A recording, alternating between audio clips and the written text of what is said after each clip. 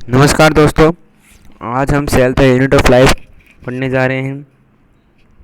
आज हमने last class में प्लास्टिड्स तक पढ़ लिया था। आज हम राइबोसोम्स में स्टार्ट करने जा रहे हैं। तो देखिए एनसीईआरटी की हर लाइन कवर होगी यहाँ पे। Ribosomes are the granular structures first observed by the electron microscope as dense particles by George Palade. देखो आप, ये साइंटिस्ट का नाम जो जॉर्ज पेलेट है, ये पूछा गया है नीट में। इसको आप ज़रूर याद रखिए, जॉर्ज पेलेट। ये याद करने की जरूरत नहीं है कौन से ईयर में था, 1953। इसकी कोई ज़रूरत नहीं, लेकिन आपको ये वर्ड ज़रूर याद होना चाहिए, जॉर्ज पेलेट। ये साइंटिस्ट ने राइबोसोम्स की डिस्कवरी की है। They are composed of ribonucleic acid and proteins and are not surrounded by any membrane। देखो मैं इस जैसे मैंने सबका कंपोजिशन बताया, इस तरह मैं राइबोसोम का भी बता रहा हूँ। देखो राइबोसोम्स किसका बना हुआ रहता है, आरएनए का, ठीक है, और प्रोटीन का, ठीक है। Ribosome is composed of RNA and protein but it is not surrounded by any membrane. देखो ये नीट में क्वेश्चन आया था कि which of the following is not surrounded by any membrane. तो उसमें पहला ऑप्शन आ गया था ईआर, सेकेंड आ गया था गोल्जी, थर्ड आया था प्लास्टिड्स और फोर्थ था राइबोसोम्स। तो ये देखो कोई से मेम्ब्रेन से जो सराउंडेड नहीं है उसमें आएगा राइबोसोम्स, ठीक है। The eukaryotic ribosomes are 80S व प्रोकैरियोटिक आर 70S। देखो ये जो यूकैरियोटिक्स है वो 80S है। 80S का जो मतलब है वो है 80 सेडबर्ग कोफिशिएंट है इसका मतलब, और 40S, ये 80S टूटेगा 40S और 60S के अंदर। और जो यूकैरियोटिक है, प्रोकैरियोटिक है, वो है 70S। उसका मतलब क्या होगा, 30S और 50S, ठीक है। Each ribosome has two subunit larger and smaller. The two subunit ribosomes are 60S and 40S, while that of 70S ribosomes are 30, 50S and 30S. Here S is Sedberg's unit, stands for the sedimentation coefficient. It is indirectly a measure of density and size। देखो boards में आप अगर ये लिखेंगे S का जो ये है, बोर्ड्स क्या इम्पोर्टेंट है, इससे इम्प्रेशन बढ़ेगा। ये क्या मेजर करता है, density and size. It measures density and size, ठीक है। वो 70S and 80S are composed of two sub unit, जो हमने देख लिया था। दो सब यूनिट 70S की जो दो सब यूनिट है 50S और 30S है, और 80S की सब यूनिट्स जो है वो है 60S और 40S, ठीक है। अब जो नेक्स्ट टॉपिक है वो है cytoskeleton. An elaborate network of filamentous proteinaceous structure consisting of microtubule, microfilamentous and intermediate paired filament present in the cytoplasm collectively called as cytoskeleton। देखो मैं इसको आप समझा भी सकता हूँ, लेकिन मैंने ये सीरीज़ हर एक लाइन एनसीईआरटी की बताने की कोशिश कर रहा हूँ। बहुत कम लेक्चर्स में हम एनसीईआरटी की हर लाइन कवर करेंगे, क्योंकि नीट में मैक्सिमम क्वेश्चन एनसीईआरटी से आते हैं, बाहर से कुछ नहीं आता है। लास्ट एक या दो क्वेश्चन आता है, इसलिए मैं आपको हर लाइन एनसीईआरटी की बताने की कोशिश करूँगा। An elaborate network of filamentous proteinaceous. जो साइटोस्केलेटन की एक बात तस्ल की, आप ऐसे शॉर्ट नोट्स बनाते जाइए। जैसे ये हो गया, लिख दीजिए प्रोटीनेसिस, ये आपको याद हो गया। क्या क्या कंटेन करता है, माइक्रोट्यूबुल्स, फिलामेंट्स, माइक्रो और इंटरमीडिएट, ठीक है। Filament, intermediate filament present in the cytoplasm, जो किस में प्रेजेंट होते हैं, साइटोप्लाज्म में। इनको कलेक्टिवली साइटोस्केलेटन बोलते हैं। Cytoskeleton in a cell are involve in many functions, जैसे कि mechanical support, motility, maintenance of shape of the cell. तो साइटोस्केलेटन का जो फंक्शन देखो कैसे होता है, मैकेनिकल सपोर्ट सेल को देता है, मोटिलिटी यानी कि चलने फिरने की, सेल को एक शेप देता है चलने के लिए, ठीक है। मोटिलिटी मतलब चलना, maintenance of the shape of the cell, ठीक है।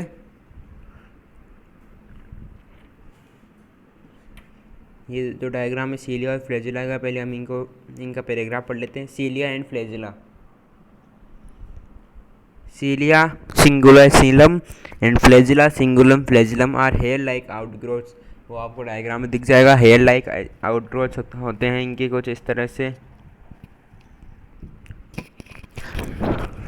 Cilia are small structure works like oars causing the movement of either the cell or the surrounding fluid. जो सेल सीलिया होते हैं वो छोटे छोटे स्ट्रक्चर होते हैं जो मूवमेंट कोज करते हैं.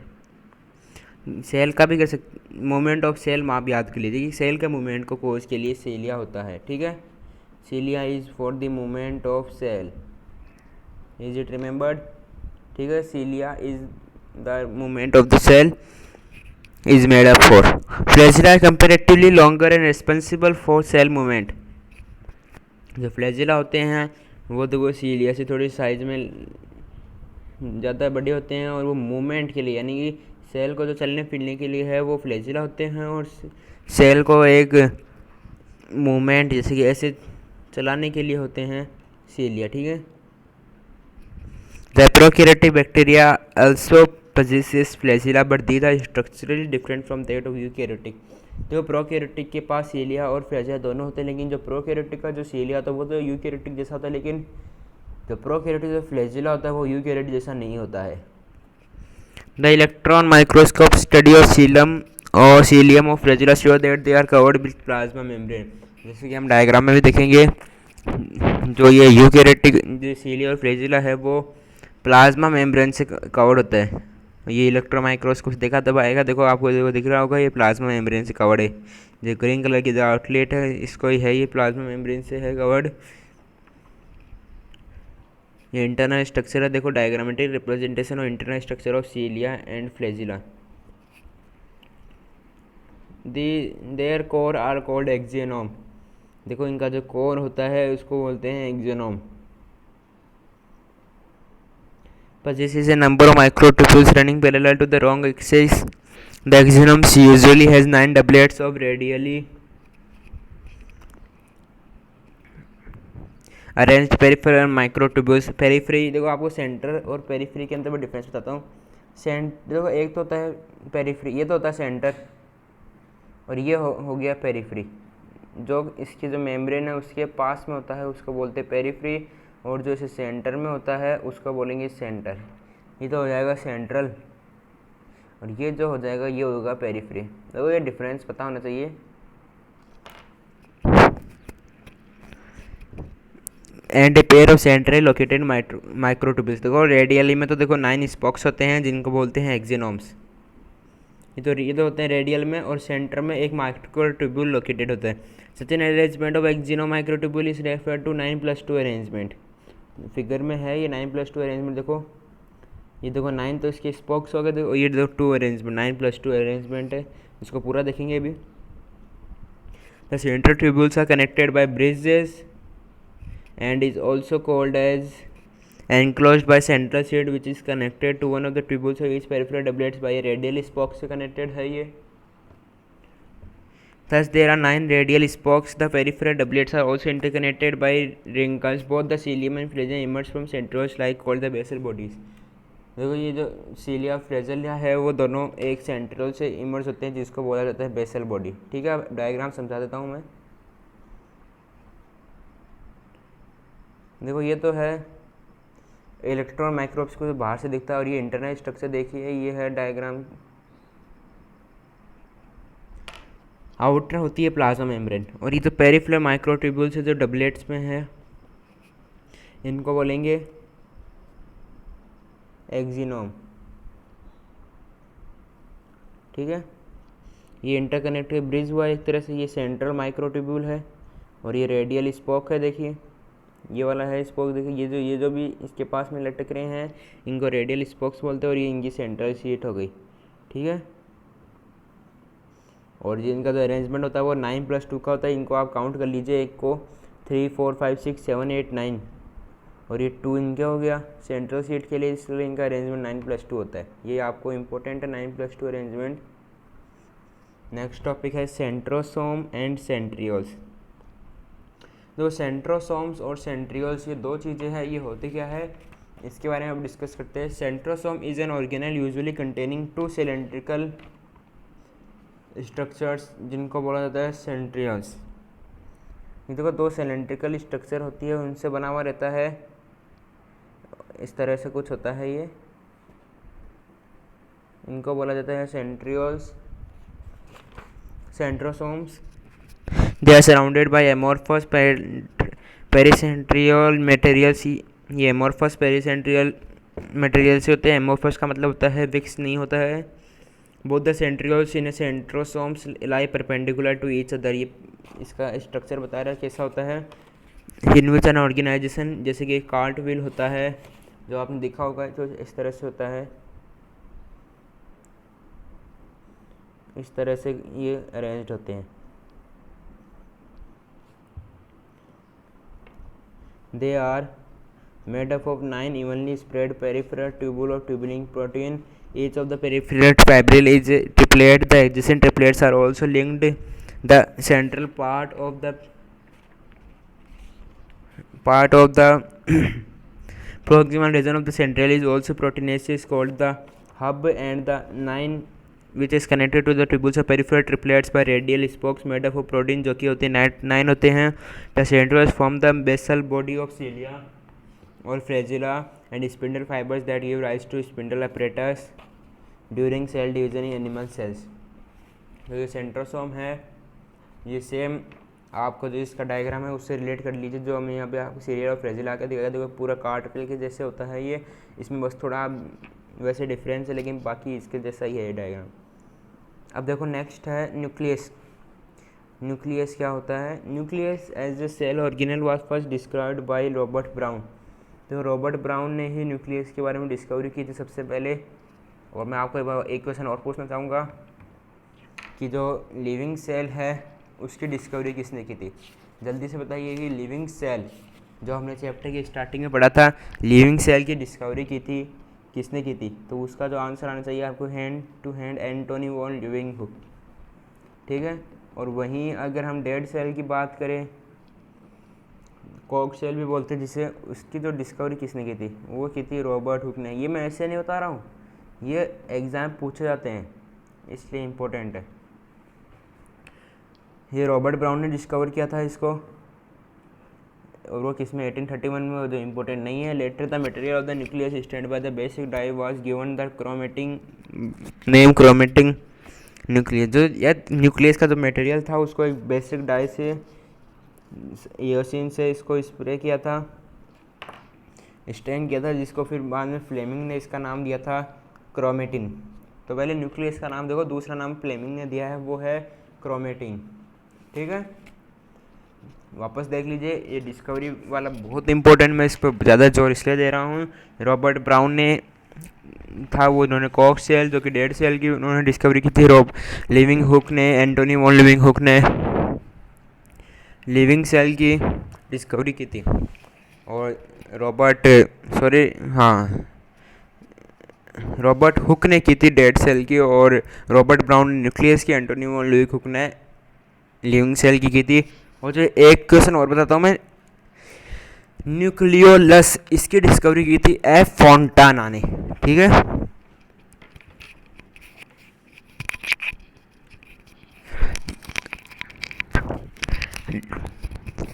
देखो एक क्वेश्चन और है, अगर हम डीएनए और हिस्टोन को अगर हम जोड़ेंगे तो हमारे पास आएगा न्यूक्लियोसोम, ठीक है। न्यूक्लियोसोम कैसे आएगा? अगर हम डीएनए प्लस हिस्टोन प्रोटीन को अगर हम साथ में लिखाएंगे तो न्यूक्लियोसोम आएगा। और अगर हम न्यूक्लियस को अगर हम क्रोमेटिन नाम दिया गया है, कैसे दिया गया है? क्योंकि ये जो कंडेंस्ड होता है कंडेंस्ड, इसलिए इसको क्रोमेटिन नाम दिया गया, ठीक है तो न्यूक्लियस का, लेकिन हम इसको भी बताते हैं। The interface nucleus is a cell and it is not dividing, has highly extended and elaborate nuclear protein fibers called chromatin, nuclear matrix and और more spherical bodies called nuclei, ठीक है। वो तो न्यूक्लियस लस इसका ही है, सिंगुलर, इसलिए उसको क्रोमेटिन भी बोल देते हैं। जो आप फिगर में देख लीजिए, ये न्यूक्लियर प्लाज्मा है, ये न्यूक्लियस हो गया, ये डार्क में दिख रहा है न्यूक्लियोलस, और इसे न्यूक्लियर पोर हो गया, ये न्यूक्लियर मेम्ब्रेन हो गई। Electron microscope has revealed that the nuclear envelope, which consists of two parallel membranes with a space of 10 to 50 nanometer, called the perinuclear space। ये आप सबको पता है, आउटर इनर मेम्ब्रेन के बीच में होता है perinuclear space, forms a barrier between the material present inside the nucleus and that of cytoplasm. देखो यार, क्वेश्चन बता देता हूँ कि जो पेरीन्यूक्लियर स्पेस है वो एक बैरियर की तरह काम करती है न्यूक्लियस और साइटोप्लाज्म के बीच में। The outer membrane usually remains continuous with the endoplasmic reticulum. जो आउटर न्यूक्लियस है, आउटर मेम्ब्रेन है जो न्यूक्लियस की, वो कंटिन्यूअस रहती है, जिसकी वजह से एंडोप्लाज्मिक रेटिकुलम से। ये इंपॉर्टेंट है यार, इसको याद करना इंपॉर्टेंट है। तो मैं जो बता रहा हूँ वो इंपॉर्टेंट है, उनको ज़रूर याद करना। एंडोप्लाज्मिक रेटिकुलम की वजह से जो ये न्यूक्लियस है वो outer membrane of nucleus remains continuous, ठीक है।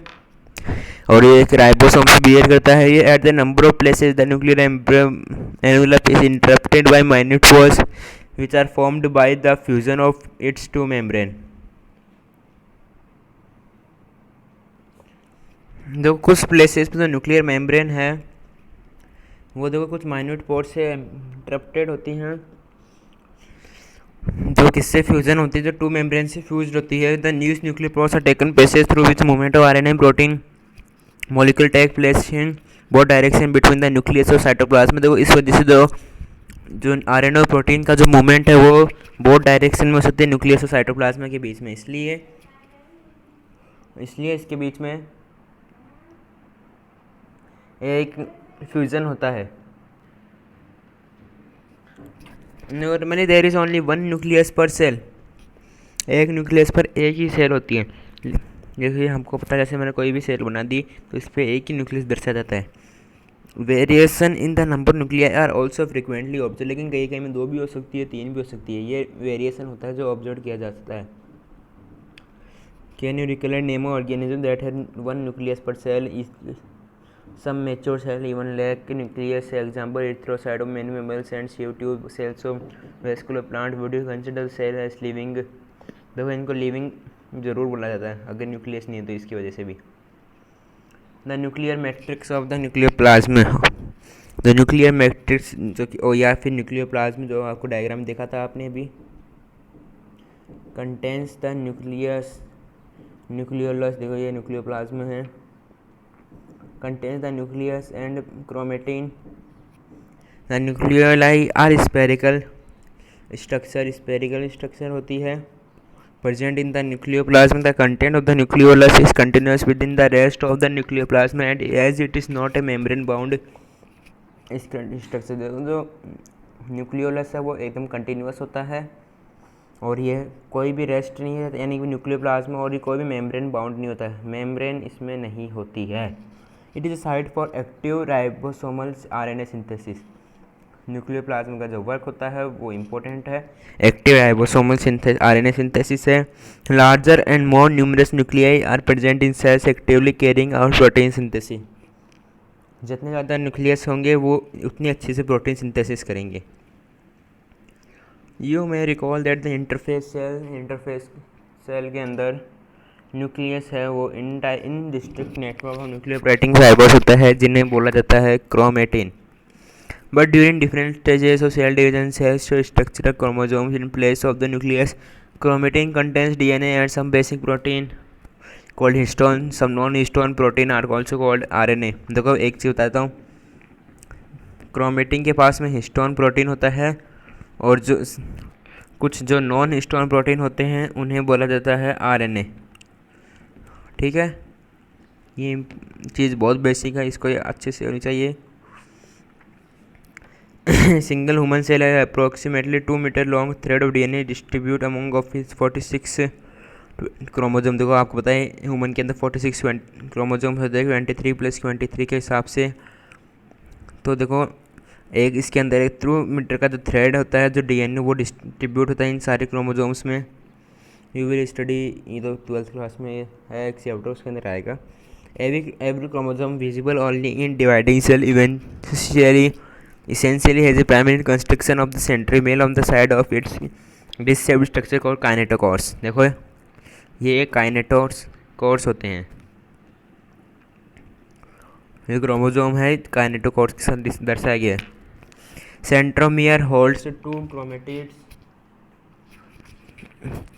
Heads the two chromatids of the chromosome. देखो ये सेंट्रोमियर है, ये देखो दो क्रोमेटिड्स को होल्ड करके रखा है। ये देखो ये सेंट्रोमियर का वर्क होता है।